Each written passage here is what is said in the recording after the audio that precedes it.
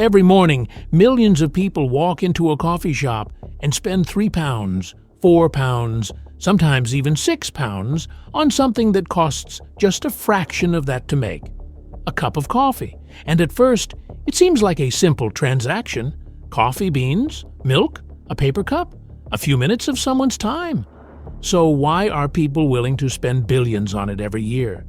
Because the real business isn't just selling coffee. It's about turning one of the world's cheapest agricultural products into a premium experience people are willing to pay for every single day. And once you understand how the coffee business actually works, you'll never look at your morning coffee the same way again. Let's start at the beginning. Coffee doesn't start in a Starbucks, Costa, or independent cafe. It starts on a farm. Coffee plants are grown in countries across what's known as the Coffee Belt, a region around the equator with the climate needed to grow coffee. The beans are harvested, processed, dried, and eventually shipped around the world. And here's the surprising part. The coffee bean itself can be relatively inexpensive compared with what you eventually pay for the finished drink. That's because between the farm and your coffee cup, the bean passes through an enormous supply chain. Farmers, exporters, traders, roasters, distributors, coffee shops, and finally, you. Every step adds cost, but it also adds value. And the biggest opportunity comes when companies stop selling coffee as a commodity and start selling it as a brand. Think about the last time you bought a coffee.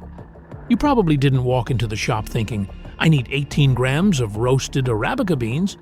You thought, I want a latte. That's an important difference. The world's biggest coffee companies aren't simply selling beans, they're selling convenience, they're selling consistency, they're selling atmosphere, and most importantly, they're selling a habit. You know what you're going to get.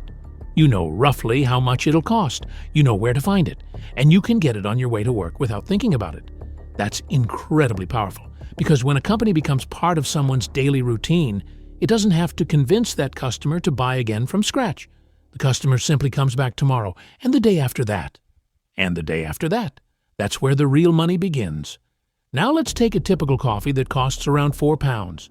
The exact economics vary depending on the drink, country, and business, but the important thing is this. The ingredients aren't the only thing you're paying for. You're paying for the rent of the location. You're paying employees, electricity, equipment, packaging, delivery, marketing, technology, taxes, and all the other costs required to keep that shop running. But there's something else you're paying for, the brand. A company can sell a coffee for £4 because customers don't see it as simply coffee. They see it as a product from a company they trust. And that's why branding is so important. If two cafes sell almost identical coffee, but one has a brand people recognize instantly, that company can often charge more. The product is similar, the perceived value isn't. And this is one of the oldest tricks in business. Don't just sell the product. Sell the reason people want the product. Now imagine you buy one £4 coffee every weekday. That's around £20 a week, roughly £80 a month, and close to £1,000 a year for one person. Now multiply that across thousands or millions of customers. This is why coffee companies care so much about repeat customers. They don't necessarily need you to buy an expensive product once. They want you to buy something small, over and over again. And coffee is almost perfect for this. You drink it, you finish it, and the next morning, you need another one. It's a consumable product attached to a daily routine. That's a dream business model, and it gets even more powerful when companies build loyalty programs, mobile apps, and personalized offers around it. Because now, the company isn't just selling you coffee. It's building a system designed to bring you back.